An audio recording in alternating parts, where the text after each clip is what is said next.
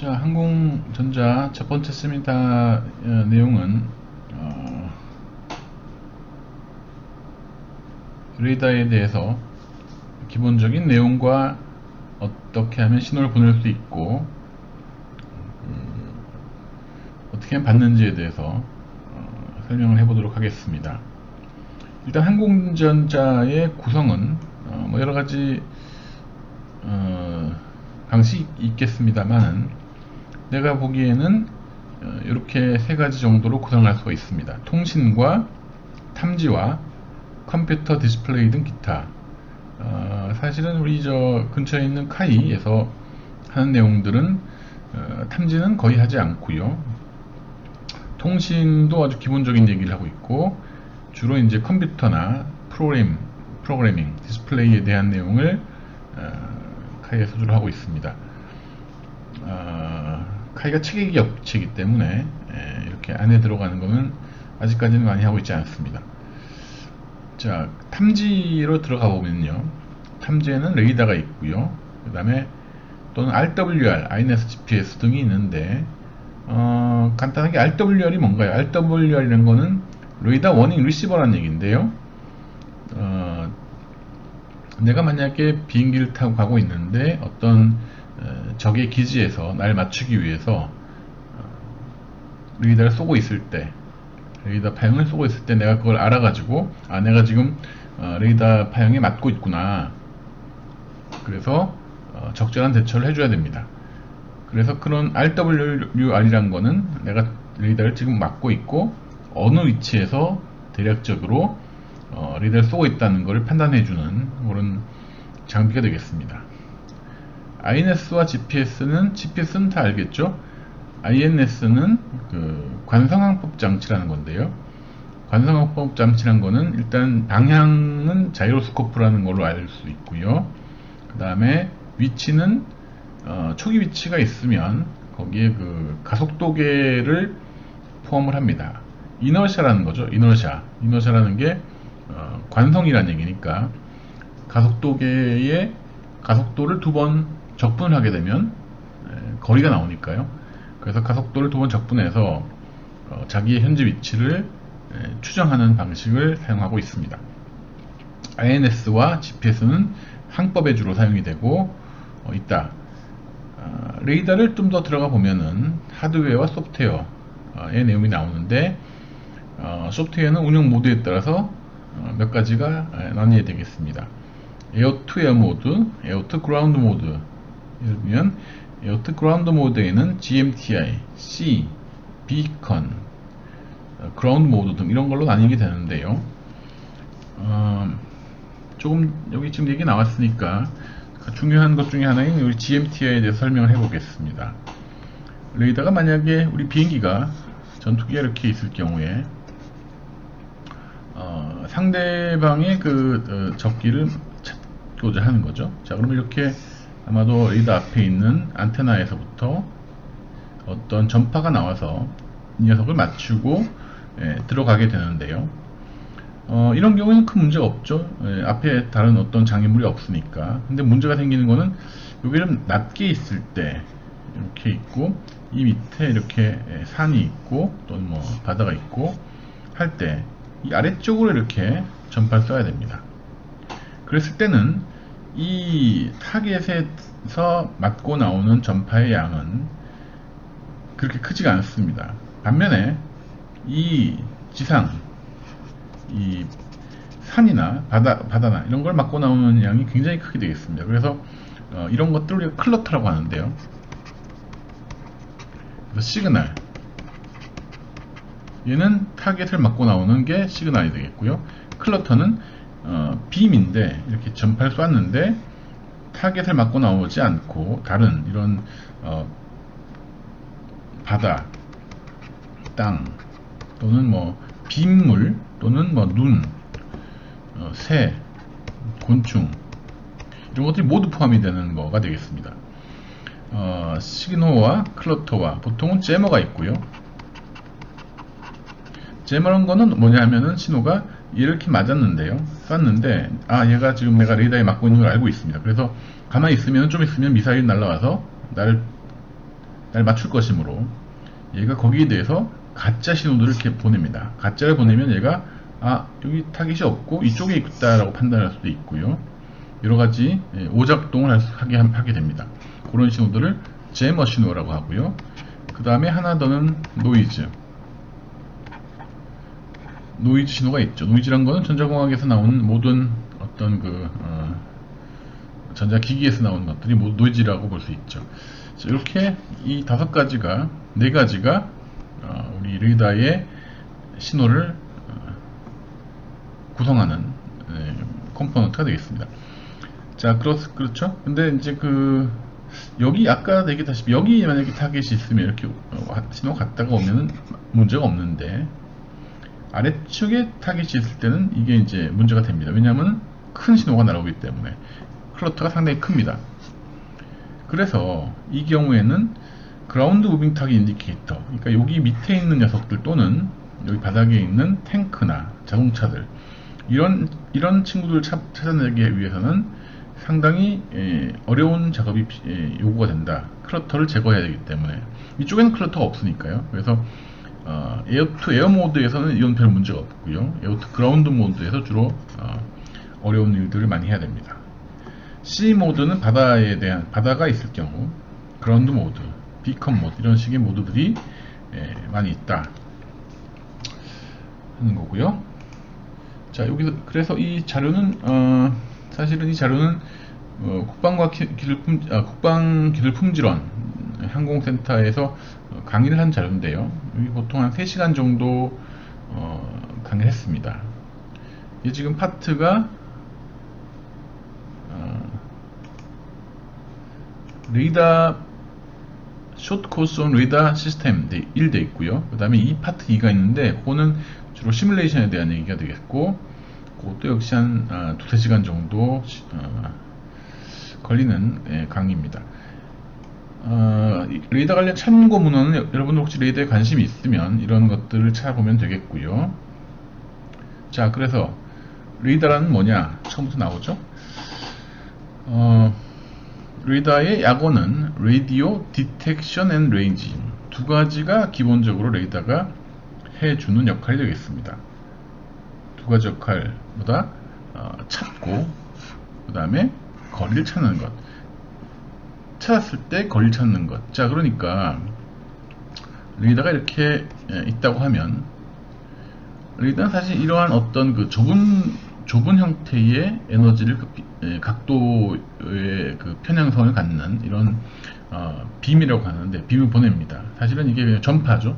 전파가 이쪽으로만 많이 나가고 옆쪽으로는 별로 안 나가는, 정확하게 얘기하면 이런 식으로 사이드 로브라고 하는 게 나가고요, 메인 로브가 있고, 이런 전파가 일반적으로 나가게 되겠습니다. 이거는 안테나의 특성인데요. 이렇게 나가는 특성은 여러분들 텔레비 방송 같은 경우에 보면은, 텔레비 방송은 우리 망진산 꼭대기에 이런 TV 안테나가 있다고 하면 이거는 전 방향으로 전부 다 나가야 되겠죠. 안 그러면은 어느 한쪽으로만 나가면 다른 쪽에서는 음영 지역이 생기겠죠. 자, 이런 식으로 전 방향으로 나가는 경우는 보통은 방송의 경우, 우리 통신이나 아니면 레이더나 이런 경우는 보통은 한쪽으로 큰 전파가 나가는 것을 우리가 선호하고 있습니다. 같은 에너지로 전 방향으로 나가는 것보다 한쪽으로 나간다는 것은 굉장히 이쪽으로 더 많은 에너지가 나간다는 의미가 되겠습니다. 그렇게 해야지 더 멀리 나갈 수가 있고요. 레이더의 경우에는 이렇게 되면 여기 타겟이 있으면 얘는 판단을 이쪽으로 쏴봤자 맞고 나오는 전파가 크지 않습니다. 그래서 레이더는 얘를 사실 돌립니다. 이렇게 안테나를 기계적으로든 아니면은 전자적으로든 돌립니다. 기계적으로 돌린다고 한다는 거는 얘 밑에 모터를 달아가지고 돌린다는 얘기죠. 처음에 이렇게 나갔다, 이렇게 나갔다, 이렇게 나갔다, 이런 식으로 전파가 계속 탁탁 돌면서 돌았을 때 쏘고 받고 돌리고, 쏘고 받고 돌리고, 이런 식으로 진행을 탁탁 해주는 게 바로 레이더의 빔 조형이 되겠습니다. 자, 여기 써 있을 때는 지금 타겟이 있어서 첫 번째 빔에서 타겟을 맞았고 나머지 빔에서는 타겟이 없는 경우가 되겠죠. 자, 그러면 이게 이제 스캐닝이라고 할 수 있는데요. 스캐닝이라고 할 수 있는데 실제로는 어떤 식으로 빔을 보내냐 하면 이렇게 보냅니다. 이렇게 전파를 보내죠. 전파 이렇게 보내게 되겠는데 전파를 보냈다가 안 보냈다가 보냈다가 안 보냈다가 하게 되겠습니다. 보통은 요 보내는 거를 전파를 한 128개 또는 뭐 EMN성으로 보통 보내니까 64개 또는 128개 정도로 보내고 다음 단계로 넘어갑니다. 보내고 받고 다음 단계로 넘어가고 여기서 또 보내고 받고 다음 단계로 넘어가고 또 보내고 받고 다음 단계로 넘어가고. 자, 보냈으면 받겠죠, 신호를. 여기서 보냈으면 신호를 이렇게 받겠습니다. 여기 타겟이 있다고 하면 이렇게 뭔가가 나오겠죠. 이렇게 타겟이 있는 경우에는. 자, 그래서 여기서 여기까지의 거리를 재고 또한 여기서 여기까지의 거리를 재서 우리가 이 거리들의 뭐 평균이라든지 아니면은 어떠한 방식으로 타겟의 거리를 알 수가 있습니다. 타겟의 거리는 바로 밑에 나오게 되겠습니다만은 이런 식으로 왜냐하면 전파라는 거는 빛의 속도로 움직이므로 전파는 빛의 속도로 움직이므로 왕복 이걸 보냈을 때 여기 왔다고 하면은 요 거리가 거리 또는 시간 우리가 시간을 잴 수가 있는데요. 시간을 재면은 이런 식으로 C는 10의 8승이죠. 3 곱하기 10의 8승이 광속이고 델타 T 나누기 2 하는 거는 왕복이기 때문에 이런 식으로 해서 거리를 추정을 할 수가 있습니다. 타겟이 있는 경우에, 타겟이 없는 경우에는 당연히 거리란 게 없습니다. 왜냐하면 이 신호가 나오지 않을 테니까요. 그래서 레이더가 해주는 건 두 가지. 라디오 디텍션 찾고 그 다음에 찾았으면 거리를 찾는 것. 그 두 가지를 기본적으로 해준다고 보면 되겠습니다.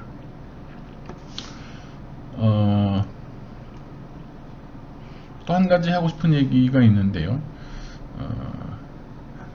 자, 기본적으로 아까 얘기했다시피 이 전파의 폭이 좁은 게 좋다고 그랬죠. 이 폭이 좁은 게 좋습니다. 우리가 이제 이거를 각도 차원에서 보는데요. 빔의 각도다 이렇게 보는데 이 각도가 보통 T50에 붙어 있는 레이더 같은 경우는 4.5도 정도 됩니다. 4.5도에서 5도까지 올라가고요. 좁은 게 좋은데도 작게 할 수 없느냐? 작게 할 수가 있습니다. 어떻게 작게 하냐 하면 우리 물리학에서 이제 또는 뭐 안테나 이론에서 나오지만 안테나가 크면 같은 주파수에서 안테나가 크면 이 안테나의 빔폭이 작아집니다. 그 안테나를 이만하게 만들면 더 빔폭이 이만한 거가 이렇게 빔폭이 더 작아진다고 볼 수 있겠습니다. 얘보다는 같은 주파수일 때, 자 만약에 주파수가 우리가 10GHz가 보통 이제 그 항공용 군사용 레이더의 주파수가 되겠는데 이럴 때 C는 F 곱하기 람다라는 공식이 있죠. 3 곱하기 10의 8승이 광속이니까요. 10기가면은 10의 10승이죠. 람다는. 그래서 람다는 약 3cm 정도가 됩니다. 3cm가 람다가 되는데요. 주파수가 만약에 100기가로 늘어났다. 어떻게 될까요? 람다가 0.3cm가 됩니다. 주파수가 10배로 늘어나면 파장이 10배로 작아진다는 얘기죠. 자, 그러면 만약에 안테나의 크기가 안테나의 크기가 이게 이제 10cm다 라고 하면 이 안테나는 10기가의 측면에서 봤을 때는 그렇게 크지 않습니다. 왜냐하면 한 파장이 3cm이기 때문에 파장이 한 3개 정도 들어가면 된다 라고 볼 수 있죠. 반면에 100기가에서는 0.3cm이기 때문에 파장이 훨씬 더 30개 이상 들어가는 경우죠. 그러니까 100기가 측면에서 봤을 때 10cm의 안테나는 꽤 큰 안테나고요. 10기가에서 봤을 때 10cm 안테나는 별로 크지 않은 안테나가 되겠습니다. 그러면은 10기가를 여기다가 10cm짜리 놓으면은 예를 들면은 별로 크지 않으니까 이 정도의 넓은 빔폭을 가지고요. 100기가를 넣으면 굉장히 좁은 폭을 가지겠죠. 그러면 당연히 100기가를 넣으면 좋지 않느냐라고 얘기를 하겠지만 주파수가 높아지면 감쇄가 굉장히 심해집니다. 보통은 주파수가 낮을수록 더 멀리 진행을 할 수가 있습니다. 그래서 주파수가 높은 경우에는 여러분들 우리 그 경찰들이 사용하는 50기가짜리 헤르츠짜리 이런 레이더 같은 경우에는 100m, 200m 밖에 나가지 않습니다. 그렇기 때문에 그런 경우는 이제 그 비나 눈 같은 경우에 굉장히 감쇄가 심해서 이런 경우는 사용할 수가 없다. 그래서 나온 게 10기가를 그러면 너무 낮지도 않고 너무 높지도 않고 하는 주파수를 우리가 항공용 레이더에서 사용을 하게 되겠습니다. 자, 그래서 아까 얘기했다시피 이러한 예를 들면은 우리가 그 서치 에어리아 우리가 레이더라는 게 어떤 한 면 앞쪽에 빈게 이렇게 있으면요, 이렇게 보면은 이쪽으로 아래 위로 측정을 해야 되고요, 판단을 찾아봐야 되고요, 가로 세로로 찾아봐야 됩니다. 가로 쪽으로 찾아봐야 되고 세로 쪽으로 찾아봐야 된다. 그래서 만약에 이게 우리가 앞을 볼 수 있는 앞면이다, 빈게 이렇게 앞쪽으로 날아가고 있다가 하면은 지면 안쪽으로 날아가는 경우에는 이게 보통 60도, 마이너스 60도, 예를 들면 마이너스 30도, 30도, 중간이 0도일 때, 그랬을 때 T50 앞에 있는 레이더가 4.5도 정도의 빈폭을 가진다 라면은 첫 번째 여기 스캐닝을 합니다.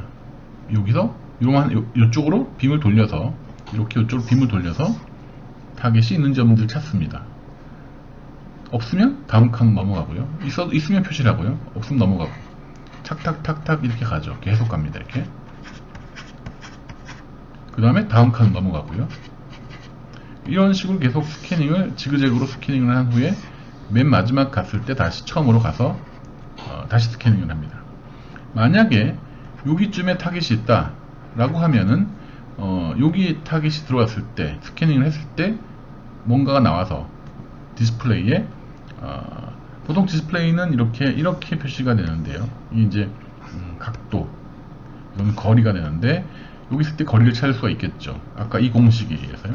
거리를 찾으면 여기서부터 예를 들면 35도에 있다. 그럼 35도 측에 중간에서 35도 측에 이 정도의 타겟을 표시를 해줍니다. 거기에 해당하는 거리에 해당하는 곳에다가 타겟을 표시를 해주면 되겠습니다.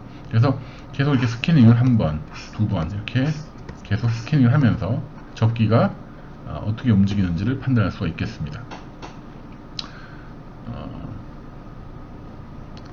그러므로 이게 이제 가로가 좌측 60, 마이너스 오른쪽으로 60도, 아래 위로는 마이너스 30도, 30도 정도. 보통 이 정도의 앞부분을 우리가 찾아보는 게 일반적인 전투기 앞에 있는 레이더의 모습이다라는 걸 알 수 있고요. 조금 더 내려가 보면요. 자, 지금 이 얘기는 그 전에 그 카이가 아니고 ADD 국방 기술 연구소에서 했던 중고도 무인기에 대한 레이더의 스펙인데요. 실제로 스펙이 되겠습니다. 최대 거리는 약 110km라고 하고요. 14km 상공에서 쓰고, PRF라는 얘기가 있습니다. PRF. 거리, 레졸루션, 이게 중요한 얘기인데 10m, 그 다음에 각도는 1.7도. 아까 얘기했던 4.5도보다는 꽤 작은 값이 나왔습니다. 이거는 정찰용 레이더이기 때문에 조금 더 각도가 작습니다. 실제로는 0.03도에서 0.17도가 그러니까 한 빔폭 안에서, 이게 빔이라고 하면 여기 안에서 사실은 구분이 된다는 얘기인데요. 몇 개의 타겟이. 이 경우는 뭘 사용하냐 하면은 도플러 히스토리라는 기술을 써가지고 이렇게 안에 있는 걸 구분을 할 수가 있습니다. 일반적인 경우에는 구분이 안 되고요. 그러니까 타겟이 여기 있던지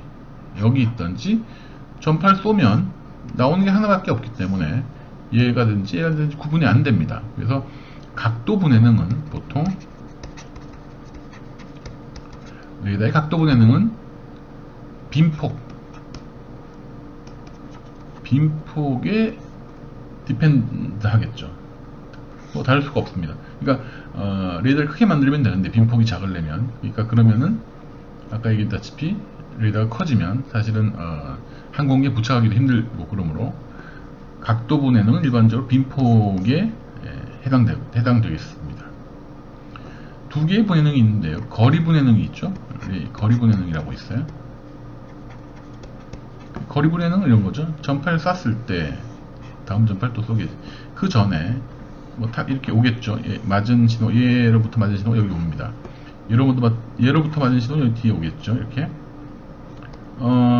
그러면은 만약에 두 개가 딱 붙어온다, 타겟이 이렇게 딱 두 개가 붙어오는 경우에는 얘 두 개를 구분할 수 있는 정도가 바로 거리 분해능이라고 하는데, 이렇게 바로 뒤에 이렇게 오는 경우가 있죠. 그럼 이건 지금 구분이 되는 경우입니다. 여기 하나 있고 여기 하나 있으니까. 근데 더 만약에 가까이 오게 되면 하나의 파형을 이렇게 그냥 나오는 수가 있죠. 이 경우는 구분이 안 됩니다. 그래서 일반적으로 거리 분해능은 그 펄스 컴프레션이라는 방식을 써가지고 좀 더 좋게 만드는데, 어쨌거나 그 방식을 써서 10m 정도의 거리 분해능을 가진다 하는 게 이 그 중고도 무인기의 내용이 됐었습니다.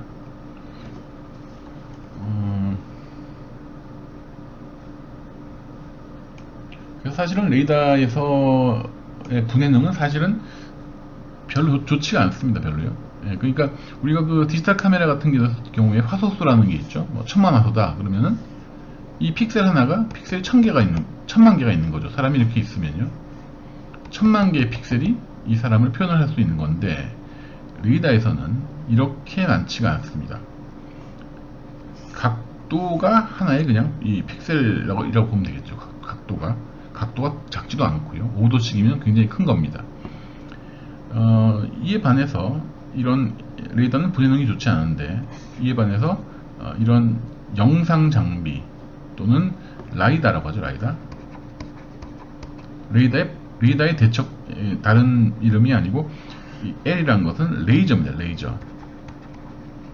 레이저를 사용하게 되면은 레이저라는 게 굉장히 빈폭이 그대로 유지되는 성질이 있으니까, 이거는 만약 적기가 있다고 하면 이 빈폭이 되게 좁으므로 여기 초기의 값이 그대로 거의 들어가게 되니까 굉장히 분해능이 좋다고 얘기할 수 있고요. 단점은 뭔가요? 거리가 아주 멀리까지는 못한다. 왜냐하면 결국 이거는 결국에는 레이저의 한 일종이 되니까 아주 멀리 가지는 못하고요. 만약에 장애물이 이렇게 있으면 통과할 수가 없습니다. 이런 광학적인 것도 거리가 짧고 장애물 통과를 못한다는 건 같은 단점이 되겠습니다. 레이더의 장점이라고 하는 거는, 만약에 이렇게 그 숲풀이 있는 경우에, 나무들이 많은 경우에 밑에 탱크가 있는 경우에도 충분히 통과해서 이 탱크들을 찾아낼 수가 있죠. 이렇게 위장을 하더라도 찾아낼 수가 있다는 장점이 있습니다. 이런 것들은 통과를 할 수 있으니까요. 자, 그래서 몇 가지 더 보면요, 여기 PRF라는 개념이 있고요, 주파수가 있죠. X밴드라고 해서 10기가 쓴다고 했죠. 웨이브랭스는 여기에 해당되는 거고, 보면 주파수가 지금 두 개가 있는데요, 이게 뭐냐 하면은 레이더 주파수는 지금 두 개라고 보면 되겠습니다. 정확하게 얘기하면 이렇게 어떤 신호를 보내게 되냐 하면 이런 신호를 보냅니다. 이런 신호를 보내고 한참 있다 다시 이렇게 보내고요. 이렇게 아까 봤던 펄스를 보낸다고 볼 수 있죠. 이렇게 펄스 안에는 이렇게 돼, 여기 실제 신호가 되겠습니다. 그래서 이 신호가 대략 10GHz가 되겠고요. 여기서 여기까지 오는 것도 사실은 하나의 주파수라고 볼 수 있죠. 이게 지금 계속 이런 게 반복되어 가고 있으니까요. 그래서 이 주파수가 여기서 나오는 2에서 3kHz, 꽤 낮은 주파수가 되겠습니다. 그래서 레이더에서는 두 가지 주파수가 있다. 하나는 PRF, 펄스니까요. Pulse Repetition Frequency, PRF라고 하는 주파수와 캐리어 주파수.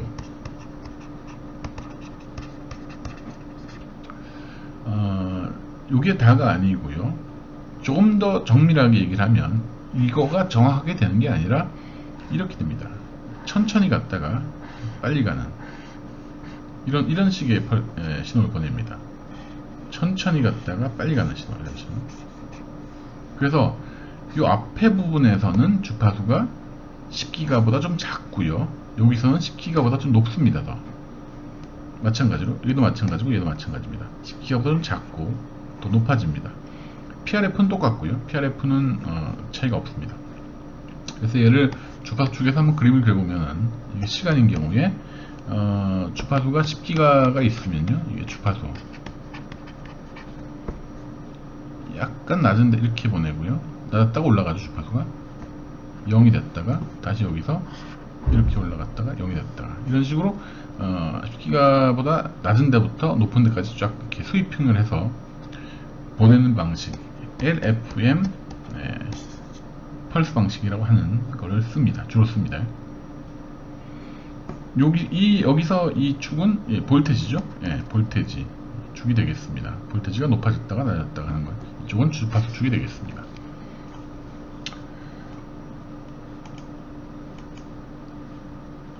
좀 더 내려가 보면요. 자, 아까 얘기했던 바가 대로 이렇게 펄스를 보내면 이런 펄스가 나와서 우리가 거리를 알 수가 있다. 요거는 거리 분해능에 대한 얘기가 되겠고요.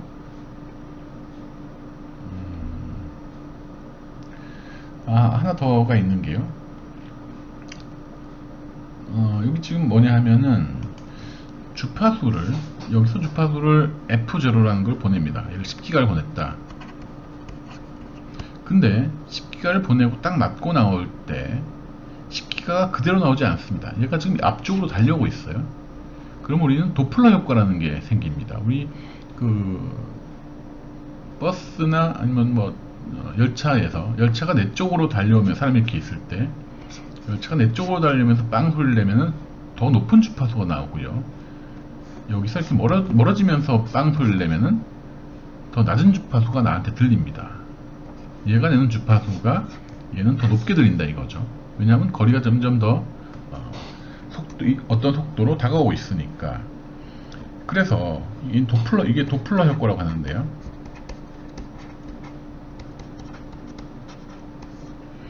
도플러 효과인데 여기서도 그게 적용이 되므로 10기가를 여기서 빵 쏘면요, 맞고 나오는 신호는 10.01 기가헤르츠가 나옵니다. 예를 들면 이게 지금 10메가인가요? 10메가헤르츠가 바뀐 거죠. 주파수가. 이 10메가헤르츠는 이 비행기 속도에 비례합니다. 그래서 이 차이를 갖고 이 비행기의 속도를, 다가오는 비행기의 속도를 알 수가 있습니다. 반대로 멀어질 때는 10메가보다 더 적은 주파수가 나옵니다. 그래서 속도를 추정할 수 있다. 여기서 FD라는 게 지금 도플러 효과에 의한 주파수 편의가 되겠습니다. 이쪽으로 커졌으니까 다가오고 있는 것, 우리가 클로징이라고 하고요. 주파수가 낮아지는 경우에는 멀어지니까 오프닝이라고 하는데, 그래서 가까이 오는 건지 멀리 가는 건지를 우리가 알 수 있죠. 그 레이더에서 하는 게 이제 두 가지, 디텍션과 레인징, 그 다음에 속도, 세 가지를 사실은 우리가 알 수 있죠. 레이더가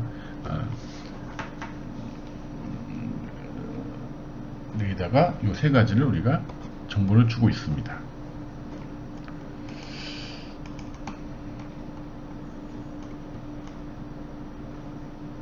자, 레이더 종류는 이제 그 주파수별로 분석을 해봤는데요. 여기 보면은 3에서 30MHz가 이온층에 반사되는 로서라는 이런 레이더가 있네요. 뒤에 한번 가볼까요? 이게 로서의 미 해군에서 사용된 로서입니다. 주파수가 꽤 낮죠, 그죠? 낮습니다. 3메가에서 30메가니까 우리 X밴드 10기가보다 훨씬 낮죠. 그러니까 당연히 크기가 커져야 되겠습니다. 이거는 그 이온층이 반사가 된다고 했는데 사실은 여기다가 이렇게 지구 공률에도 관계가 돼요. 여기다가 여기 이렇게 있으면요, 여기 만약에 적기가 있다 그러면은 이렇게 신호가 나가기 때문에 이 적기가 포착이 되지 않습니다. 반면에 이렇게 사실은 이 지구 위에 이온층이 있는데요, 이렇게 맞았다가 이렇게 가는 경우죠. 그래서 이렇게 맞고 다시 돌아오는 이러한 반사파를 이용해서 이 적기를 우리가 찾을 수가 있다고 합니다. 그래서 이온층에 반사돼서 수평선 너머, 오버 더 호라이즌, 수평선 너머까지 가는 몇백 킬로 이상 가는 레이더가 바로 이런 그 로서 같은 이런 레이더가 되겠습니다. 쭉 주파수가 점점 올라가죠. 올라가다 보면은 L밴드란 게 있죠. L밴드. S밴드가 2에서 4GHz. S밴드 2.4GHz가 우리 전에 옛날에 사용하던 와이파이 주파수죠. 요즘에도 있긴 하지만요. 뭐가 사용이 되느냐 하면은 보통 배에서 사용되는 레이더들 또는 조기경보기 AWACS에 사용되는 레이더도 역시 이 주파수를 사용합니다. S밴드라고 하고요. 그 위에 C밴드는 그 4에서 8GHz는 그 날씨 레이더. 여러분들 요새 태풍이 많이 와서 레이더를 많이 볼 텐데, 요게 4에서 8GHz를 사용하게 되겠고요. 항공기, 전투기 앞에 다는 레이더는 거의 X밴드를 사용합니다. 약 10기가, 중심 주파가 약 10기가 정도 되는 거죠. 그 위에 거는 Q밴드, K밴드, 카밴드라고 하는데, 이거는 대기의 어테뉴에이션이 굉장히 크기 때문에 짧은 거리만 사용이 가능하다. 예를 들면 폴리스 트래픽 레이더, 경찰들이 사용하는 속도 측정 레이더, 이게 바로 여기에 해당이 되겠습니다. S밴드를 사용하는 미국의 조기경보기에 대한 그림이죠. 자, 여기 설명은 뭐냐 하면은 요즘 우리나라에서 개발하고 있는 에이사 레이더라는 거에 대한 내용이 되겠습니다. 한번 쭉 읽어보면 되겠고요.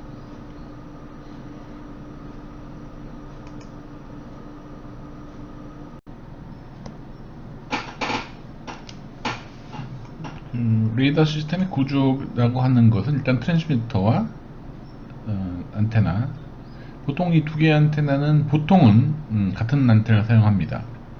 안테나 다른 경우도 있죠. 보내는 안테나와 받는 안테나가 다른 경우도 있습니다. 리시버, 안테나, 앰프, 믹서 뭐 이런 것들이 있고요. 자, 레이더에서 가장 중요한 컴포넌트 중에 하나인데, 이거는 좀 트래블링 웨이브 튜브라고요. TWT. 이게 뭐냐면 강한 그 전자기적인 펄스를 높은 파워를 만들어내는 그런 마이크로파 튜브라고 할 수 있습니다. 왜냐하면은 레이더는 기본적으로요, 전파가 거리에 4승에 반비례하는 형태로 크기가 작아지게 됩니다. 그래서 거리가 2배가 되면 전파가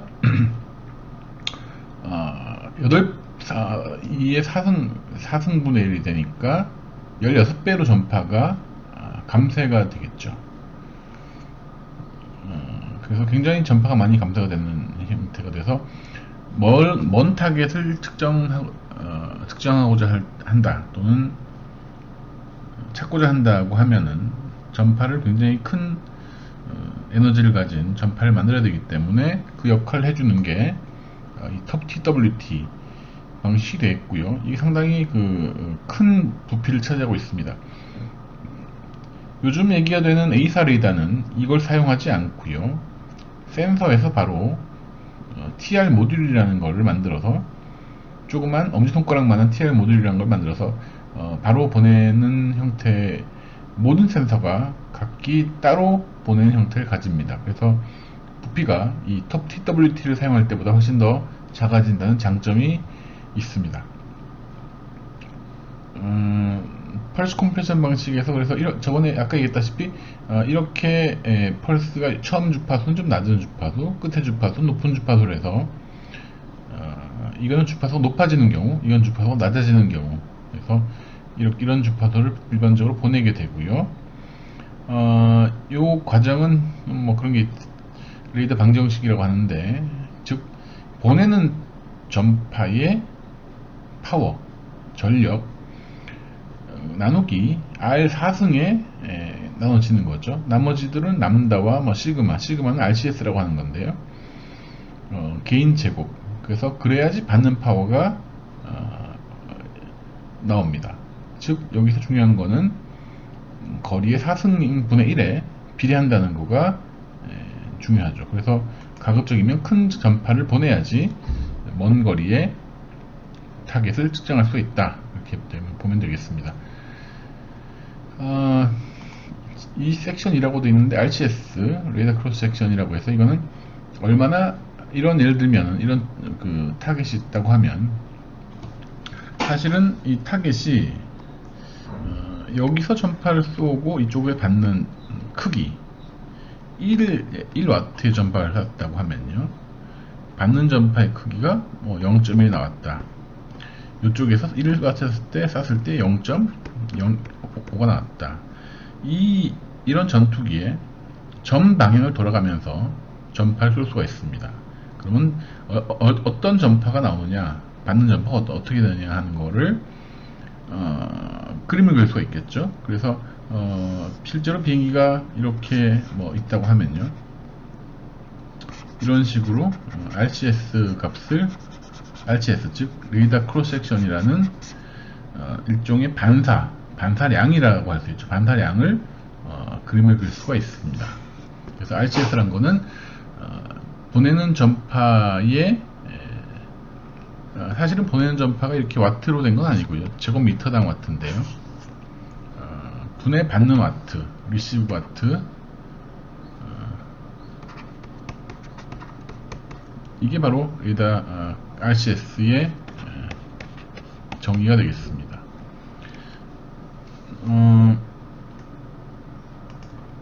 그걸 한번 시뮬레이션에서 그림을 그리는 게 이제 이런 식으로 그림이 나오죠. 이 RCS는 당연히 주파수의 함수가 됩니다.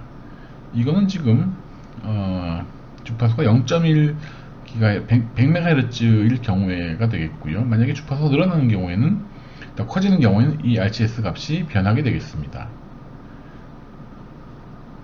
클러터 얘기가 나오죠. 클러터. 그 다음에 중요한 어레이 빔포밍이라는 얘기가 나오는데, 요거는 간단하게 한번 보면요, 전에는 이러한 파라볼라 안테나가 가장 쉬운 전파 이렇게 모으는 가장 쉬운 안테나 형태가 됐는데, 이렇게 하지 않고 이런 판에다가 각 센서를 이렇게 붙입니다. 센서는 각각이 조그만 안테나 형태를 역할을 해주고요. 센서를 보통 1000개, 2000개 붙입니다. 그래서 이 센서의 뒤쪽에다가 위상 변화기, 페이즈 시프터라고 하는 이걸 붙여주죠. 그러면 페이즈 시프터를 안 붙였을 경우에는 사실 이렇게 똑바로 앞으로 나가겠고요, 붙인 경우에는 위상 변화기 값을 조절함으로써 얘는 가만히 있는데 이렇게 빔이 옆으로 다른 방향으로 나가게 됩니다. 그래서 이걸 갖다가 이제 전자 조향이다, electronically scan,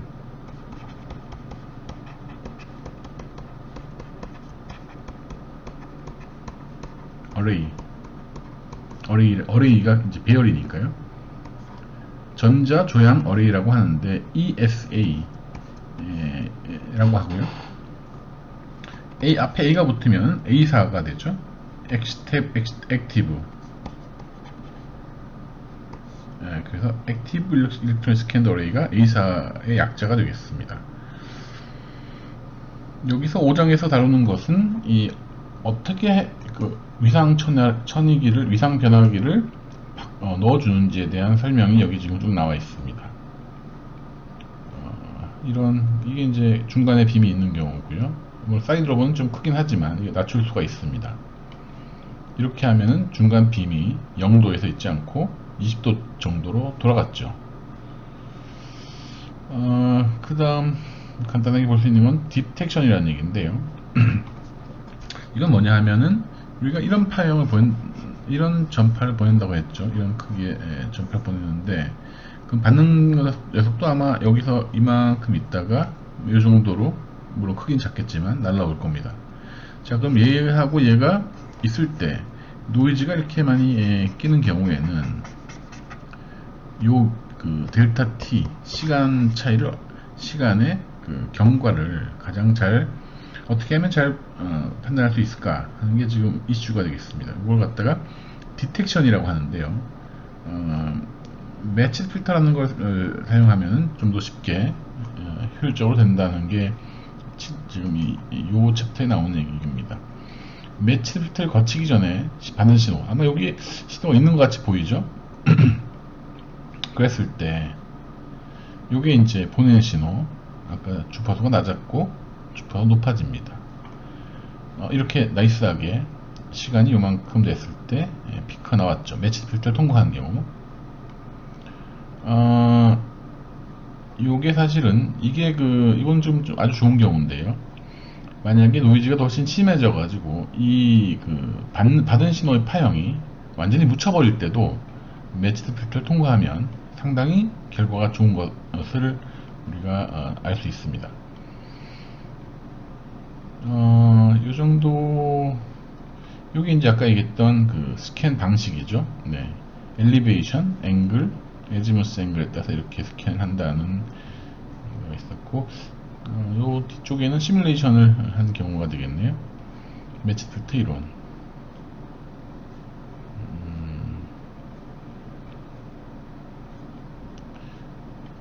요 그림이 아마 여기 요 정도의 요 중간에 지금 신호가 있는 경우인데 언뜻 보면은 전부 노이즈 같이 보이는데 이걸 매치 필터를 통과시키니까 이렇게 나이스하게 피크가 중간에 나왔다 하는 게 요 시뮬레이션의 내용이 되겠습니다. 자, 여기까지 간단하게 레이더에 대해서 우리가 알아봤고요. 다음 시간에는 공지한 바와 같이 일단은 외부 세미나는 듣는 거는 아마 한 2, 3주 우리가 대면 수업으로 넘어갈 때 하도록 하고요. 다음 시간에는 학생들 발표가 있겠습니다. 아직까지 지원한 학생이 많지 않습니다. 첫 번째 시간에 지원을 하면 가점을 준다고 했습니다. 가점을 주고요. 그래서 지원을 좀 많이 해줬으면 좋겠고요. 자세한 내용은 이 캠퍼스 사이트에 공지사항을 참조하면 되겠습니다. 자, 세미나 보고서는 이 캠퍼스 과제 제출 메뉴에서 제출하면 되겠고요. 듀데이트는 일주일 되겠습니다.